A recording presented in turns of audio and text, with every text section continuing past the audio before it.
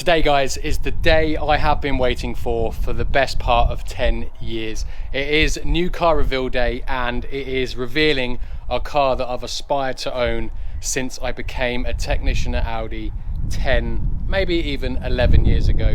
And ironically, that is when the car, or this car in particular, first came out. Yeah, it's absolutely mad. Unfortunately, I didn't film the collection day. Two reasons. First one, because it's just me, so I have to film everything myself, so it's really difficult to film something and really take in what I'm doing at the same time. It wasn't possible to do, and it kind of ruins the collection. So unfortunately, I didn't film the collection, and the other reason was I was delivering a car, so I was on a time schedule anyway. So the car is back here. I've already owned it a few weeks, but I haven't actually driven it properly. I've done, I think, 20 miles, and that was purely just to make sure it worked. So today is the reveal day and the first drive day, and yeah, it just doesn't, definitely hasn't sunk in yet. Obviously over the last couple of weeks, a lot of you will know, had a baby, etc. Unfortunately, my granddad passed away, so it hasn't really sunk in that I've owned this car. It's kind of just sat there, and I've technically forgotten about it for the last few weeks. So yeah, today is the day it becomes real. So just before I unveil the car to you guys, I just want to thank each and every one of you for subscribing, supporting the channel, watching the videos. Obviously, I couldn't do this without you guys. It means a massive amount. And I'm buying and fixing previous cars like the Audi RS4, the supercharged RS4, the Ford Mustang, the Q5, and all the other cars as well. I'll probably put a few pictures up on them. The sale of all those cars has helped go towards purchasing this car. So if you're new to the channel, please do subscribe. Also click in the top corner, go and watch those videos as well. And yeah, it's time to unveil my new Audi R8 V10 Plus Gen 1 facelift.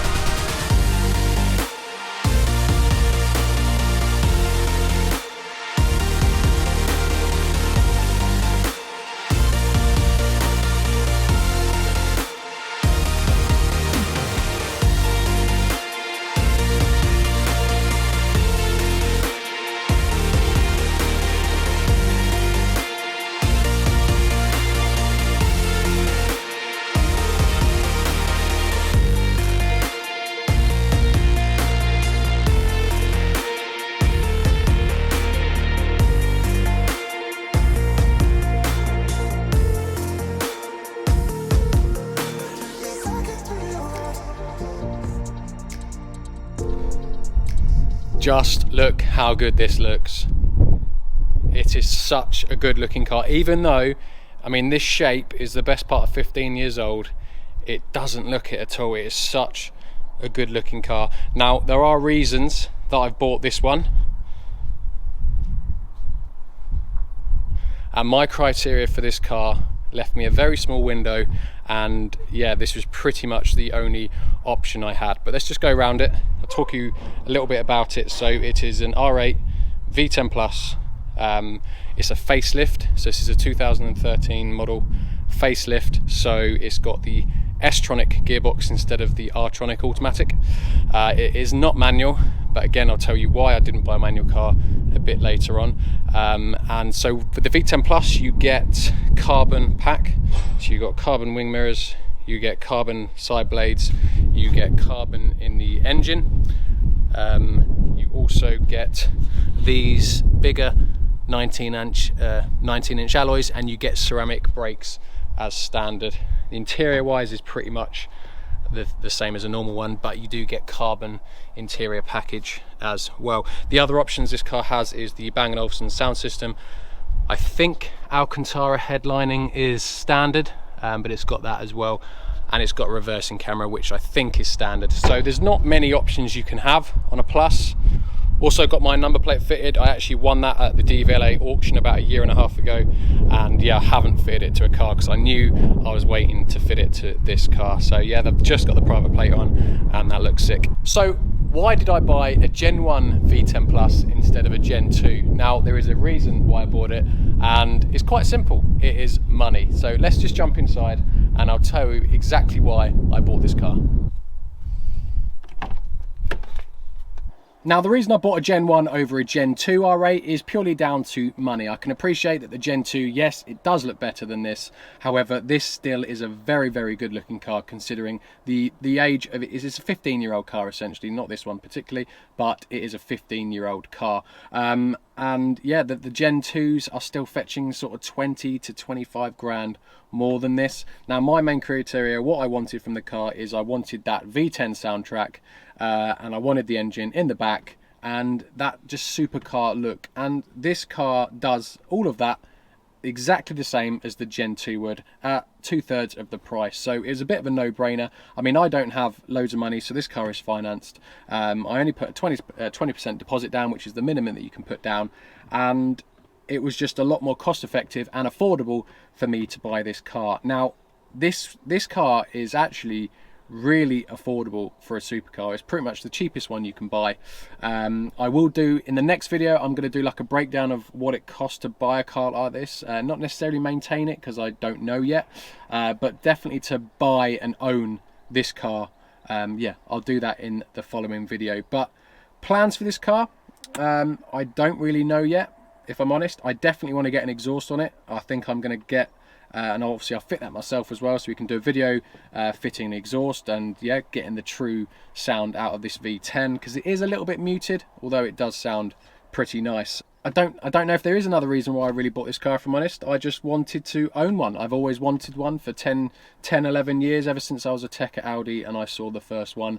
I knew I've always wanted one, and the experience of owning one, there is nothing really more to it, guys, if I'm honest. It's just something I've always wanted. And it is definitely a very surreal moment. it still hasn't sunk in. I still haven't got my head around it. But let's start it up now, listen to what she sounds like, give her a few revs, and we'll go out for that road test. Now, sorry if there's a bit of wind on the camera, but this should be a cold start. It has been sat here for about an hour now, and I did quickly move it, so it should be a cold start.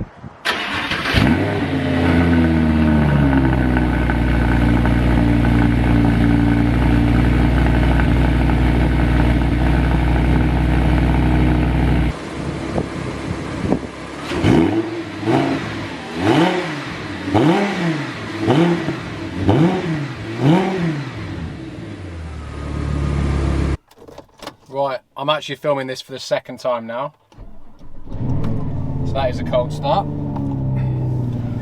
I filmed the first drive video yesterday, but I did it with my other camera and it doesn't have image stabilization on it, so it was very shaky footage.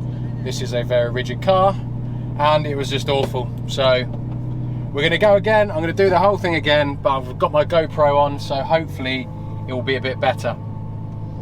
So that does mean I've done a few miles in it and I can give you a few initial impressions straight away. So let's go out onto the road. Hopefully the camera's all right, and we'll go on a first road test for the second time. So the first thing is, why did I buy a Gen 1, not a Gen 2? Obviously, the first thing is money. Now, I don't have enough money to buy a supercar outright. I'm sure even if many people did, they wouldn't necessarily do it. But for me anyway, I had to borrow a lot of money to be able to buy this car. So the downside is, when you borrow a lot of money, it means you have to pay a lot of money back in interest. And for me, just borrowing sort of 60, 70,000 pounds to buy a Gen 2 R8 was just going to be horrific on monthly interest costs. You'd be looking at sort of four to 500 pound a month on interest, just on interest, on borrowing that much money for a Gen 2. A Gen 1 is obviously a lot less. This car is about £25,000 cheaper than the cheapest Gen 2 that I could have bought. So yeah, the cost of interest is obviously a lot less with this car. Now, the main reason I wanted an R8 is because I've always wanted one since I'd say before I was even a tech at Audi. That just really accelerated my desire to have one. Obviously I saw a few of them at Audi when I was a tech there. I was young enough that I never got to actually work on one myself, and I never drove one. I've driven a V8 manual before and I was quite underwhelmed by it. I didn't think it was very fast, and that put me off wanting to get a V8. So in my mind, it had to be a V10. I knew that Now, I did want a manual. That was a preferred choice for me, but the boat's kind of sailed on the manuals in terms of price. So if I were to buy this car in a manual, it'd be around £10,000 more. So it just seemed silly paying more money for a car that's realistically not as good as the S-Tronic. Yes, it's more engaging and more fun, but it just cost 10 grand more, and for me, I wasn't about that. And the fact that I wanted a facelift as well, I wanted a facelift R8, Gen 1 facelift, there were just none for sale at all. No manual facelift V10s for sale at all. So I was kind of stuck with, the S-Tronic. That was another reason I wanted a facelift, because the pre-facelift you get the R-Tronic single clutch gearbox, I believe it is. And yeah, they're a bit clunky. They're not too bad, but they are a bit clunky. The S-Tronic is better. There's no doubt about it. So let's put it in sport. Go down here. So yeah, I wanted the facelift, the better oval tailpipes, a little bit updated interior. Just looks a little bit better. LED headlights, and yeah, white dash instead of red dash, and yeah, S-Tronic instead of R-Tronic. So that kind of really narrowed my options to what car to buy. So it had to be a Gen 1 facelift, V10, S-Tronic, and there ain't many about. There's probably only 20 on Auto Trader, maybe 25, even less pluses. So this is a plus, so it's got more power, so it's got 550 horsepower, and it's got carbon ceramics as standard, as I've already mentioned, and it's just a plus, so it's just that little bit better. Now, it's warmed up now, so let's give it a few in sport. The downshift sounds epic. Listen to this.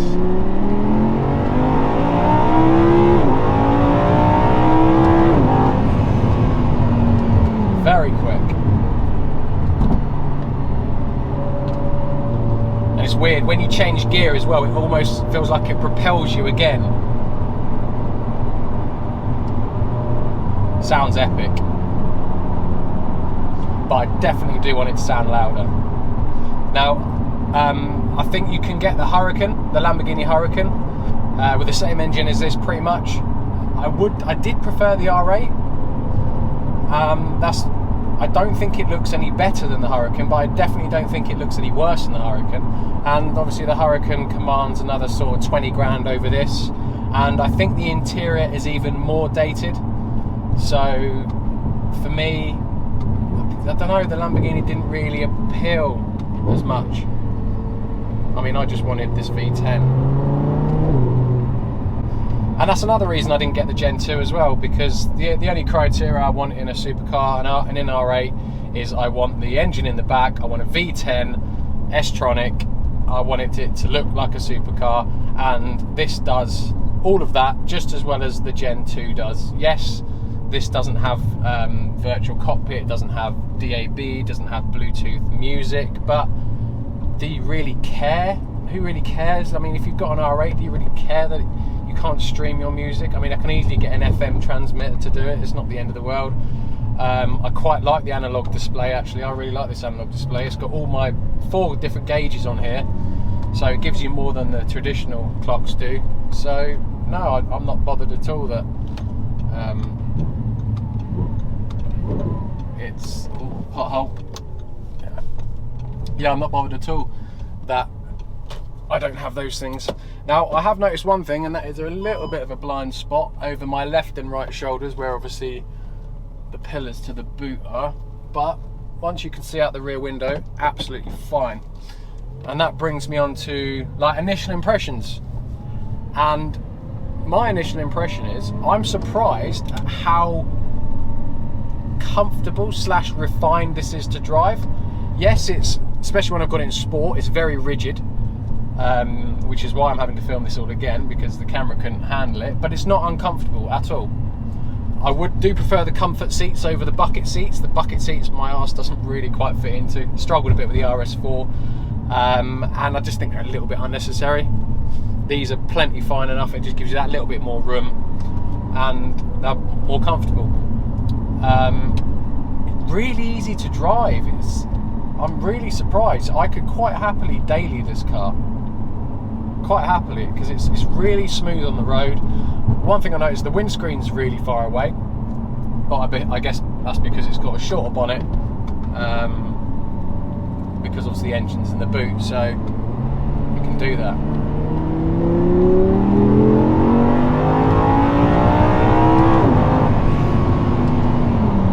I can't accelerate too much because I'll be breaking the speed limit very quickly. But it's just so nice to get in a car and not have to worry about what's broken or what I've just fixed this. That means I'm going to be constantly playing on my mind. Is it going to break again? What else is going to break? I guess this is the main reason behind this car, is to have a car that to enjoy to drive and not worry about it breaking. I guess constantly buying salvage cars, that's what it's done to me. I just think every car is going to break at some point. But no, this car has never been in a crash, never been damaged. I have it to enjoy and not have to worry, hopefully, about it breaking down. But if there's any videos you want me to do with this car, guys, do let me know in the comments. I am going to do the exhaust. I don't plan to do much more to this car. If I'm honest, it's a bit of an investment. I don't know if that's just how I've dressed it up to myself. I don't think it's going to lose any money. This car has already appreciated, so the company that I bought it from, they actually sold it last year for £6,000 less than I've paid for it. £6,000? Yeah, £6,000 less than I've paid for it a year later. So it has gone up in value. I know that every car's gone up in value in this market, but I don't think that this car is going to depreciate. Me personally, again, that is another reason I bought it.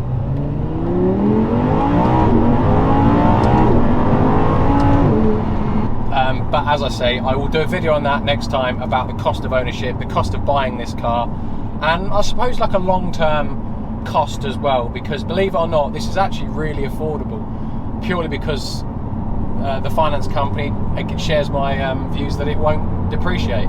So if I were to spec up like a brand new Audi S3 like I had a couple of years ago, I guarantee you this will be cheaper to own than a new S3. Maybe even like an A3 maybe, but I'll do a video on that, and yeah, we can have a look. In terms of other plans, the exhaust, definitely. I don't think I'm going to do anything else to it, because anything else requires a lot of money. I was thinking about a wing on the back, like the LMX or the GT car. They have a wing on the back. Let me know if that's something that I should do, or am I best off just leaving this be and not mess around with it? It is 10 years old. It is like a future classic, so I don't want to mess around with it too much. I bought the exact spec that I'd want, so the colour, the wheels, nothing needs changing like that. It's very quick.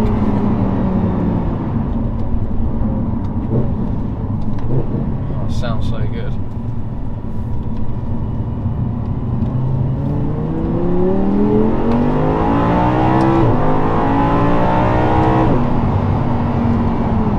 Really frustrating that I can't go any faster, because I can literally just do 2 gears and that's pretty much me pushing my luck. But it sounds epic. But yeah, let me know if there's any like subtle modifications that I can do to this. I can do stuff like PPF, like things that are not going to impact the value of it. I don't really want to change the wheels. I quite like those wheels, they're quite nice. So it's just really the wing. Obviously 2 turbos, I can bang those on, but again, just a whole different ball game. Then it takes me into the territory of yeah, what, 25 grand for a start, probably. It would be good content because I could fit them myself, but I don't have 25 grand if I'm honest. So unless I miraculously win the lottery, she will be staying a naturally aspirated beast. But I'm just coming into the farm now, guys, so that is my first road test, my first impressions, and yeah, so let me know in the comments, guys, what do you think to my new supercar? I suppose it is. So as always, guys, thank you very much for watching, and I'll see you in the next one. Cheers, guys.